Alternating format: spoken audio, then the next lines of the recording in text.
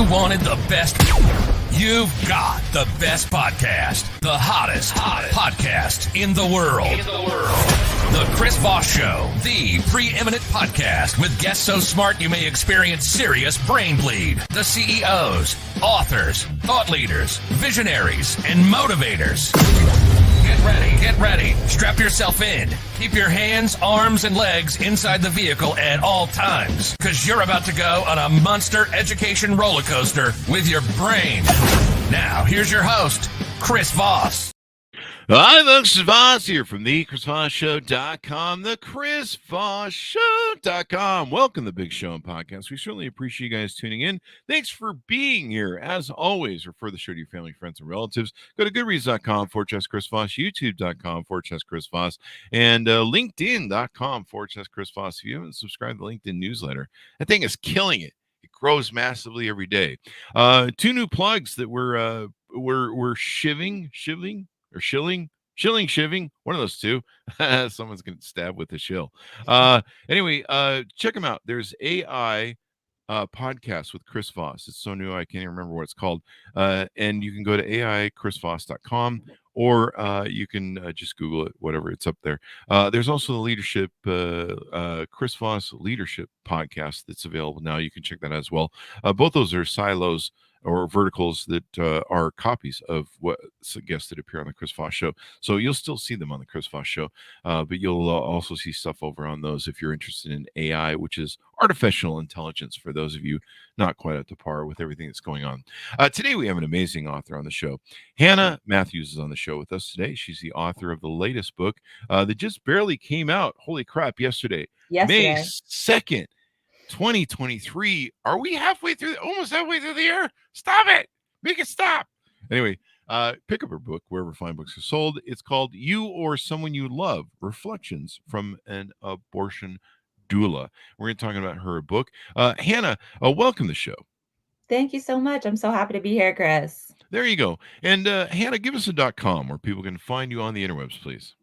Yeah, so right now the best place is hannahmatthews.me, and that has links to all my work, all my writing. If folks need abortion support resources or education resources, they'll be there. There you go. And so what motivated you on to write this book, Hannah? Yeah, so I've had a lot of different jobs in my life. I still have a million jobs. I've worked at public libraries. I've worked I'm a mom. I've worked in childcare, preschool teacher. I love kids. I love families.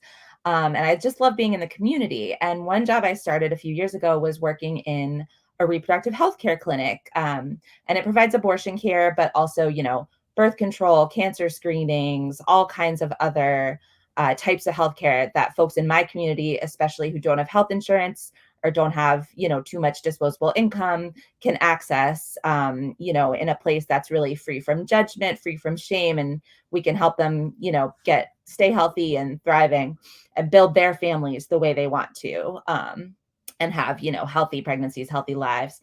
And so, I really noticed that so many people are having abortions, whether that's, because their pregnancy can't survive, it isn't healthy for them, whether it's because, they can't afford to give birth and raise a kid, so many reasons.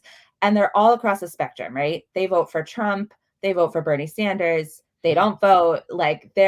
We have helped so many folks have abortions who would tell you they're pro-life, they're Catholic, they don't believe in abortion, but really it's all of us. And most people who have abortions are mothers or parents, they already have kids. And just I was like, if this is happening all around us all the time, it's people in our families, it's our college roommates, our friends, our girlfriends, whatever. We should all be equipped, no matter what our political views are, to help the people we love, stay safe and healthy and okay, and make sure they're getting what they need. And so, my thing is, I just want everyone to know, we're all broke, we're all busy, we're all tired. We don't have the energy to keep up with all these crazy laws that are passing and, all the news that's so stressful, but we can kind of get in there where we can and, give someone $20 or point someone to a fund they can use, or an organization that will support them. If we just kind of all get a baseline of education, then we can support, our daughters, our sisters, our friends, when they need us. And that's really, Mhm. that's best for families. Like abortion helps communities thrive, it helps families thrive. And it's just something that is a normal and necessary part of reproductive health care, just like, prenatal care, Mhm. miscarriage management, all of it. Mhm. So, you've done a lot of different work in this field. You're based up in Portland, Maine, and Yep. you've been published in the New York Times, Elle magazine, Esquire, Time, Jezebel, McSweeney's, Teen Vogue, and other publications. So you've done a lot of great work. Hey, let's lay a foundation. What is a doula? Because I never knew this term until I came across your book pitch. And so establish what a doula is. Yeah, for sure. Thanks so much for asking. So a doula comes from, the word comes from an ancient Greek word that originally meant like female servant, female slave. So these would be women who were around, if a woman was giving birth or having a miscarriage or like going through something, these women would be around her, helping her get what she needed, helping the doctor, helping, helping her spiritually, emotionally, physically, all of it. So a lot of folks don't like to use that term anymore, but I still do, just because it's kind of easier for folks to understand if they've heard of birth doulas, like they Mhm. kind of automatically understand what I do. Mhm. But a doula is someone who gives someone non-medical support. So we're not Mhm. healthcare providers, we're not doctors, we're not nurses, but we can give someone, emotional, spiritual, physical, financial support. Mhm. So basically just fill in those gaps that like a community and a village would fill in for someone. There you go.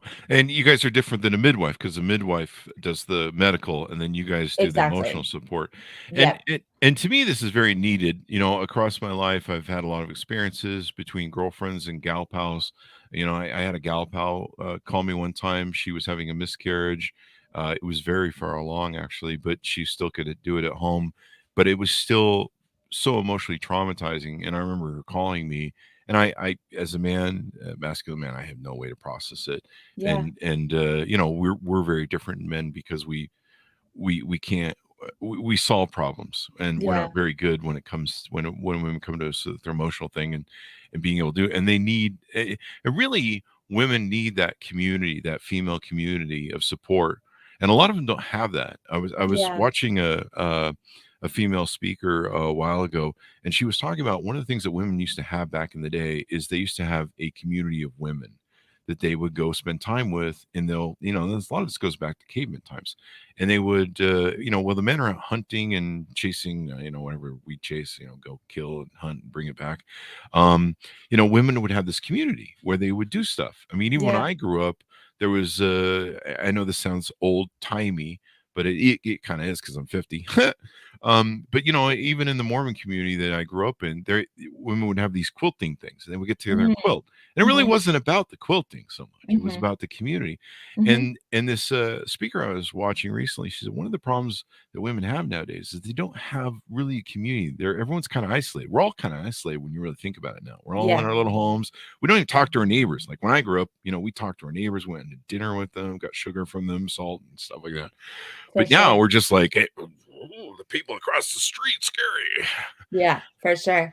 And that's something that kind of, especially now that, it's like across gender lines, like I see patients all the time who like have sexually transmitted infections or like don't Wow. know what's going on with their bodies because they have no one to talk to. It's not safe. They don't feel like they can talk to anyone in their lives about like the sex they might be having or the symptoms they might be having, or just like their lives. Like they don't feel like they Mhm, can really share anything private or personal, with anyone. And that's mhm, a big problem when it comes to our health, and especially like those things that we've made kind of shameful and secret, like sex and pregnancy. mhm, So yeah, I think it's really helpful for people, like if you are someone who is pregnant or can get pregnant, to be surrounded by people who know what that's like and who know kind of, just how it feels or how it might feel for you to have to end a pregnancy or to have to continue a pregnancy and give birth. It's really great to have, like you said, be surrounded kind of by that community that knows what you're going through and what kind of support you might want or need. yeah, and women can support each other in a different way than men can with women, and that emotional thing. that they Mm, can have, and they bond as a community better. I've there's certain things women can talk about, and some of these things too. I mean, the value of a woman is placed on society and her perception, and so different things like abortion or miscarriage or things like that, or like you mentioned, some sexual transmitted disease things. These are things you don't want your neighbors to know about or friends to yeah, know about, or maybe the yeah, community of your quilting community from 50 yeah, years ago. I think they still yeah, quilt in the state of Utah. yeah, And so having someone like you is someone that they can confide in without having that get yeah. out to the community or end up on TikTok. Right, yeah, for sure. It's their private business. I'm very into us all minding our own business, but I also wanna be that person that, like, someone can feel safe or not embarrassed to say, like, "Hey, this is going on in my body," and I can say, like, "Oh, that's normal, like, that happens all the time." Like, "That's Mhm. you're not weird, you're not bad, like, it's alright." Yeah, that sounds like So Fridays for me. yeah. Yeah, but it's Weird both, stuff. right? Like, I don't want people to feel like they have to keep it secret, but obviously it's their business to Hmm. choose to share or not share, which is a problem with a lot of these laws is, like, these judges and these laws are really trying to come into our bedrooms, our hospital rooms, our families, and trying to, like, get in our most intimate business, and criminalize it, and that's a big problem for me. Yeah, it definitely has exploded with the overturning of Roe versus Wade and other things going on, which is really interesting. How the court's operating in this sense, and we've got this right wing court that's very religious, and so you focus mainly on being an abortion doula. So you're helping people that are going through the abortion decisions and process. Tell us a little bit about how that works and some of the different services you provide that way, I guess. Yeah, so often, someone needs a doula because they don't really have, like they have an abusive boyfriend that they have to keep their abortion a secret from, or, their parents can't know about it, or they have to miss work and like someone has to watch their kids and they don't really have those people in their lives that support them. And so often that's where a doula comes in. And so I'll kind of help someone figure out like, okay, what do you want to do? Mhm. Like, maybe you don't want to, but what do you feel like you need to do? Like, what medical advice do you need? How can we find you a doctor to like see you, examine you, give you medical advice? And just kind of like, what types of care do you want? Like, do you want me to sit and pray with you? Do you want me to hold your hand while you cry?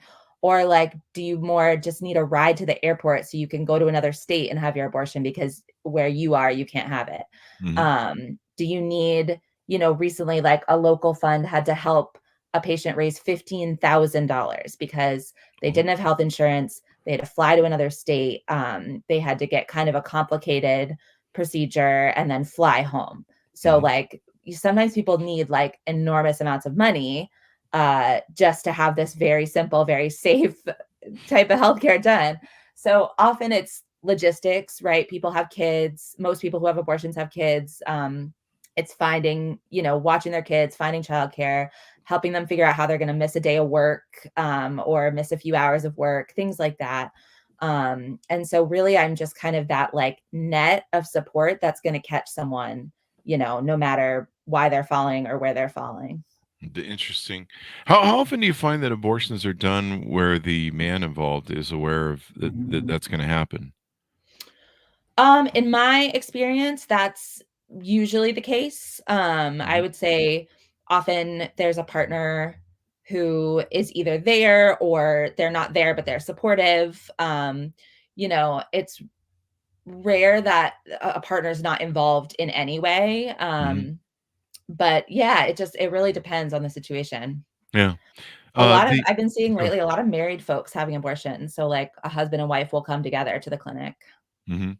I think I saw some stats once that said that sometimes when people just have a full family and it's Mhm. just kind of financial sometimes, but I mean, there's a lot of hard decisions. I mean, a woman's, women's womb, we protect it. It's women and children first. There's also things we do in society because without women in the womb, we wouldn't propagate as a species. And a lot of Yeah. everything we do is designed around protecting women and protecting the womb, and making sure that the species continues. Otherwise, we would have probably died out a long time ago. And so, in the book, you titled it "Reflections." Mhm. Are there stories? Tell us what the reflections are in your book and some of the content. Yeah. Yeah, for sure. So it's kind of a gathering of different folks' stories and expertise. So, like, Hmm. I always say there's no such thing as an abortion expert because the only expert on any given abortion is the person having it or the Yeah. person who already had it. Hmm. So for example, my abortion stories in there, I had an abortion after my son was about to turn 1 year old. And so he was a baby. Hmm. I had a very high risk pregnancy and was very sick.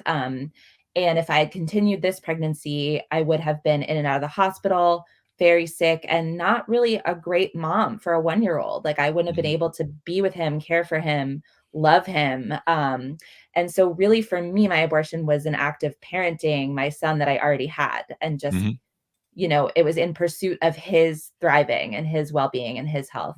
Hmm. Um, so, I tell my story and then other folks tell their stories of like why they had their abortions, how their abortions went, and then also kind of like who helped them, like Hmm. who supported them when they needed it, and how it's really the book is meant to like show folks like, oh yeah, like even though I'm broke and stressed, or like even though I'm not super excited about abortion in general as like an idea and I'm kind of ambivalent about abortion, when it's my daughter who like is, needs this miscarriage management, which often turns out to be abortion care, or, just has this pregnancy that's in a really bad situation and, is young and can't do this, Hmm. then I know how to kind of step up and like do what needs to be done. Hmm.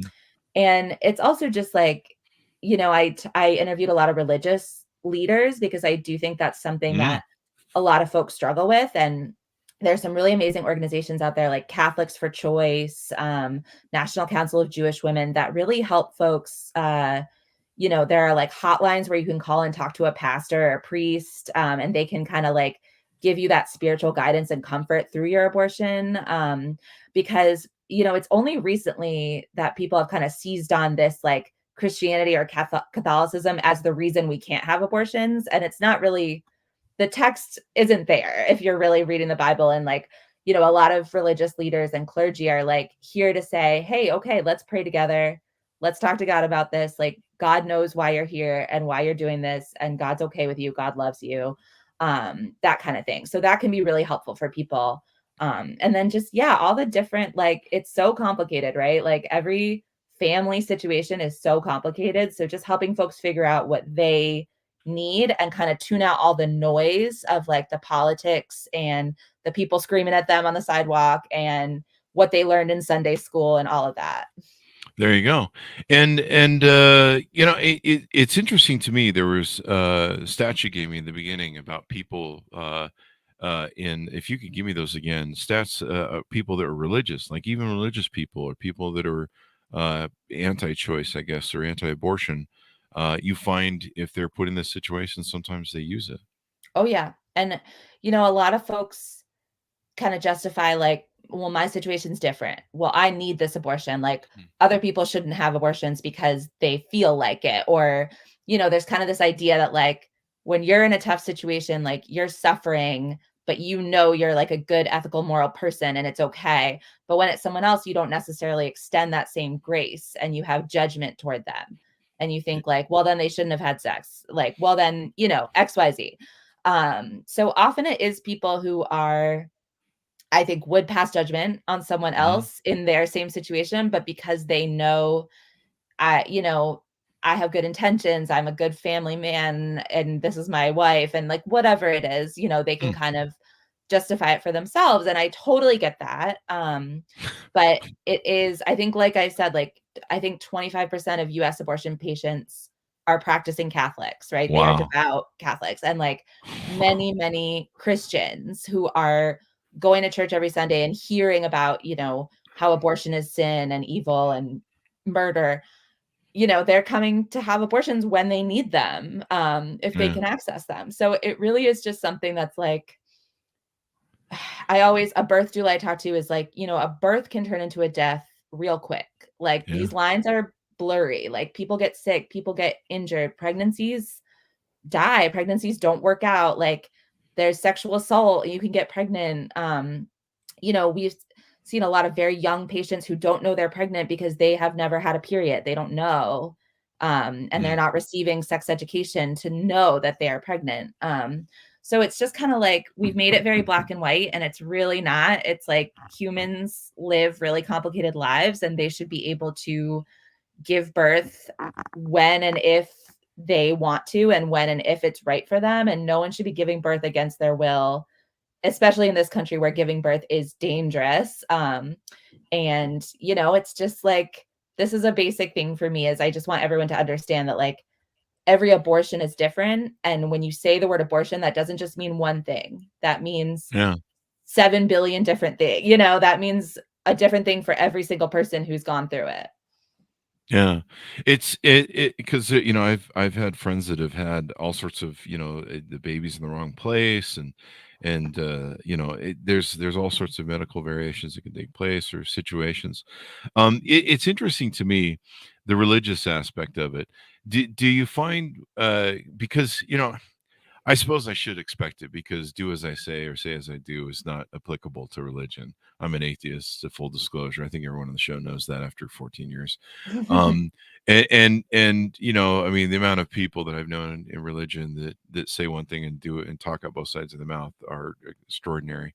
But I guess if you just repent every week, you're fine.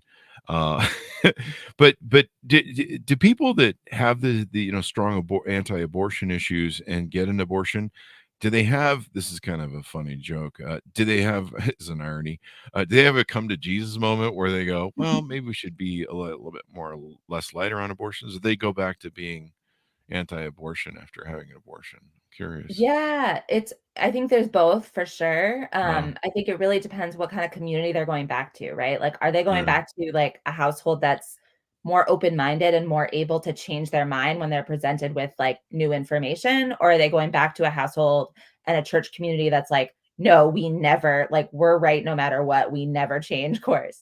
Yeah. Um, I but I suppose they do could never disclose it either. They can't. A lot, yeah. For a lot of folks, they can't even really admit it to themselves. They call it a miscarriage, or they, do all kinds of mental gymnastics, which again, I totally understand, because since they're kids, they've heard like, this is murder. You're a murderer if you do this.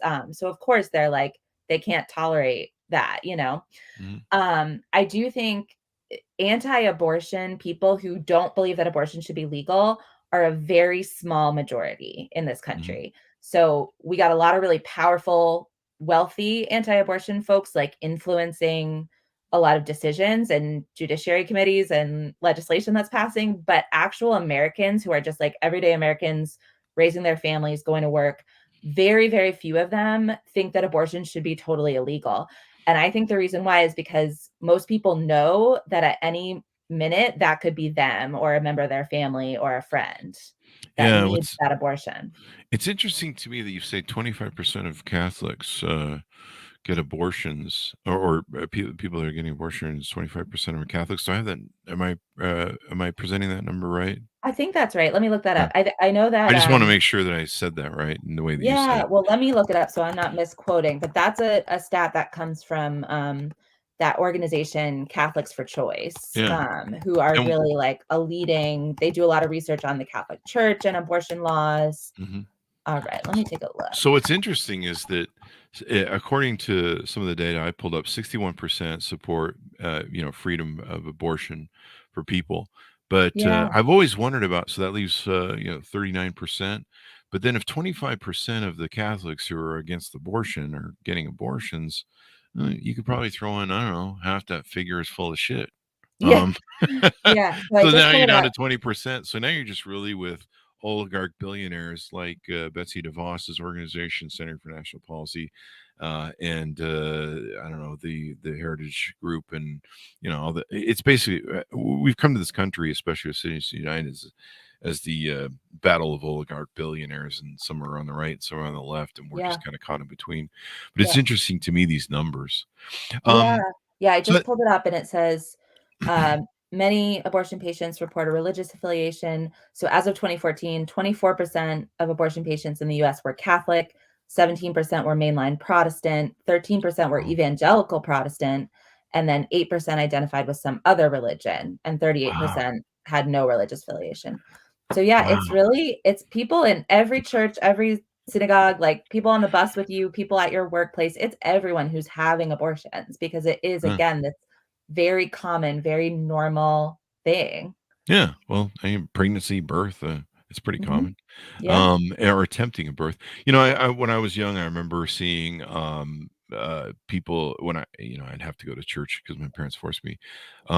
I would see women that had miscarriages, and it's hard. I've had women yeah, in our workplace that have miscarriages, and then pregnancies. You know, let alone pregnancy's hard. You know, yeah, I've had pregnant mothers waddling around my office. You know, and sometimes they're in that last stage where they've got to just keep moving, and the baby's kicking hard, and they're just uncomfortable 24/7. You know, it's not comfortable. I'm a fat guy and it's not comfortable, but having a baby inside you and doing all that stuff, that's a whole new level of pain and hormones and yeah, so having someone like you who can give them emotional support, who can be there for them and provide something that and a lot of us men can't. We're just lost. Because yeah, and the other thing is too, we don't really know what the experience is like.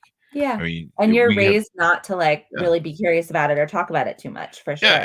and where someone like you, or other women who've gone through the process of it, you guys know what's going on. We're just kinda sit there and we're just kinda lost, Yeah, because we for don't we don't sure. have any idea. And Yeah, so, which it's is great why, that like, you're there. when a lot of these oh, sorry to interrupt, go ahead. No problem. No, I was wrapping. I was S just gonna say when a lot of these you hear a lot of these senators, congressmen, whoever talking about, a 14-year-old should have to give birth and give their baby up for adoption. It's like, do you know what that would do to a 14-year-old's body to be, Yeah, carry a pregnancy for 40 weeks and then give birth? It's just it's not like human. It's so cruel what these people are proposing. yeah. It's interesting. It and it's interesting too, like, I actually said, because 'cause I'm a strategist, so I look at life and social studies and history, and I remember saying to a friend when it was rumored, it got leaked that, the court was gonna overturn the Mhm, thing, and at the time, it was looking like we were just gonna have a disaster for Democrats in the House and Senate, and it was mhm, gonna be just a full wipe because no one, was giving a shit to come out to vote. And mhm, I said, the only thing that may save the midterms is Roe overturning Wade or Roe mhm. versus Wade being overturned.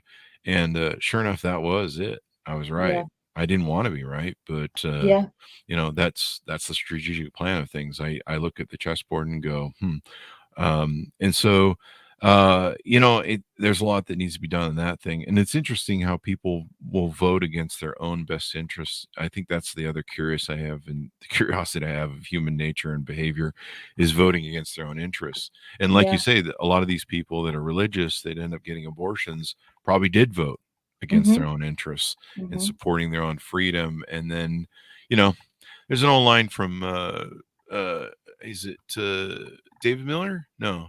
It's the Miller comedian from the old SNL news show. But he has a mm, line that no one finds Christ on prom night in the back of a car. mhm, It's only mhm. when you fucked everybody over in the world and no one will talk to you anymore and you're in prison that you find Christ. That's this joke. Yeah, Dennis Miller. There you go. There's a Dennis reference. Miller. I Anything was more gonna you say want to Donald Miller, but no. there you go. I've gotten so it's been so long, but it's one of my favorite bits to reference. No one finds Yeah, Christ on prom night in the back of the car, and so we get in these mixes, and then we have to reconcile where we're at, and then I would hope that more people that would find hey man, maybe I should let up on other people, but yeah, denial's not a river in Egypt. yeah. Hannah, anything more you want to share out on the book or tease out on the book so people will pick it up and order? Yeah, so I hope people pick it up. It's a paperback, so it's pretty affordable. It's 18.99, $19, $20. And really just keep it on hand, like kind of no matter if you feel like, oh, this will never be me, I'll never need this. But like, maybe there's like a neighbor or like a high school friend of your daughter or someone who you just feel like, oh, maybe they could use some support or some information or someone to care for them. And like Mhm. again, all these folks who are, pro-life and pro-baby and pro-mother, and that's their reasoning, they're anti-abortion. don't you want then those mothers and children that they have to be safe and healthy and looked after and cared for, kind of, no matter what you feel about their choices. Mhm. Um, so that's really want to say is just like, come to folks with curiosity and compassion, not judgment, no matter who you are, because you probably don't want to be judged for your choices you've made in life. And, everyone, especially pregnant people, really deserve like our community support. Yeah. So that's all I No, really got to say. Yeah. yeah, we need more family support. I mean, you know, $1,000%. the other interesting thing to me about a lot of legislatures around this country in red states is, in my understanding, is red states. I mean, Florida is a big abortion state. It's a red state. Georgia, I Yeah. think Georgia's turned blue technically, but it's on the line. But it's a thing where people don't support the family afterwards. Right. like, hey, Right. do we have some support for the Yeah. family? If you And want a these lot babies, of Oh, sorry. I was gonna say a lot of the abortion funds I write about in an interview, and like there's the Hoosier Abortion Fund in Indiana. They also have like diaper banks and Mhm. like formula banks, and they are like helping these babies and these parents, whether or not, they're giving birth or how many kids they have, whatever, in a way that the anti-abortion side is not giving these families any support. Yeah. So often like the abortion funds and the abortion clinics are the ones who have, they're giving out diapers, they're giving out baby food. Mhm. So I think that's kind of important to keep in mind is like reproductive rights means for people who have their kids too. Yeah, there you go. It's I saw a funny TikTok of a guy who goes out to abortion events, and there was that meme there for a while where all the anti-abortionists were saying, put him up for adoption. We will adopt him, Mhm, and blah blah blah. And so what he mhm, was doing was he was going to these abortion protests and sites and stuff, and walking around with an abortion, or not abortion, an adoption uh clipboard, and he's like, mhm, hey, you guys are here, you're against abortion, here, let's go ahead and sign you up for adoption, mhm, and so you'll adopt these babies. And like, it was just hilarious to see how many mhm, people just ran from that, and you're like, mhm, wait, do as mhm. they say as they do, that Yeah, type of it's thing. almost like it's not about the babies and taking care of the babies, Yeah, Chris. It's almost like it's about controlling other people and what they do. yeah. Controlling Totally. dominance and superiority complex Yeah. and mob mentality. Stop, Yeah. stop, stop this crap, humans. I wish you would learn human nature, or be self-reflective of human nature. Anyway, thank Yeah. you very much, Hannah, for coming on the show. Thank you so Like I say, much. I've seen a lot of women go through a lot of different issues with pregnancy and miscarriage and abortion and other things, and the emotional stuff they go through is tough, and any support we can give to keep from emotional damage to happen is good. Give us your .coms one more time, or .me, I Oh, think it yeah. is, before we go. Yeah. HannahMatthews.me is my website, and then you can find me on Twitter, usually yelling about abortion or yelling about, my toddler drawing on the walls or all kinds of stuff. And that's Hannah M Says on Twitter. There you go. Thank you very much, Hannah, for coming on the Thank show you as so well. much, Chris. Awesome There to you go. talk to And I you. learned what a doula is. I learned something new today, and hopefully our There you audience as well. go. There you go. All All right. right. Thanks. Thank you very much. And thanks to our audience for tuning in. Go to goodreads.com/Chris Voss, youtube.com/Chris Voss, linkedin.com/Chris Voss, and we'll see you guys next time.